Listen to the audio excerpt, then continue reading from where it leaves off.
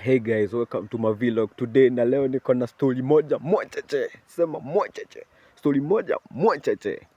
So kuna hii story fulani nimecheki hapo kwa Instagram page yake African Njiwa. Hii story inasema nini? So kuna kadem kamoja pale kalikuwa na mimba. So wamedate for 3 years na this guy mwenye amemweka mimba.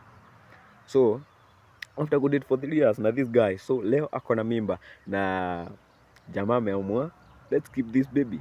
So the baby wameamua wacha tukae na huyu mtoi, wacha tumweke fiti, huyu ni mtoi wetu hadi sasa. So huyu msichana ako na mimba na amefika masaa ya kuzaa. So hii masaa yake inaitangwa time of postpartum. Sasa hii ndio masaa mnanasa watoto ama nini mimi sijui. So hii time jamaa wake ameamua kuenda acheat. Ameamua kuenda na akacheat. After kucheat, huko mahali ameenda kucheat, amepatiwa ball ingine huko. Na ameamua huko atakuwa deadbeat dad. Kwa mwa atakuwa deadbeat dad. Sasa huyo msichana wa huko na yeye akaamua kuletea huyu msichana mwenye ako kwa keja ya huyu mtoto. So amekuja na mtoto, but hata ya kumleta in a humble way or in a good way or speak to me as a woman. Alifanya nini? Alikuja akamweka kwa mlango ya huyo msichana ambaye sasa ni the current wife to this guy.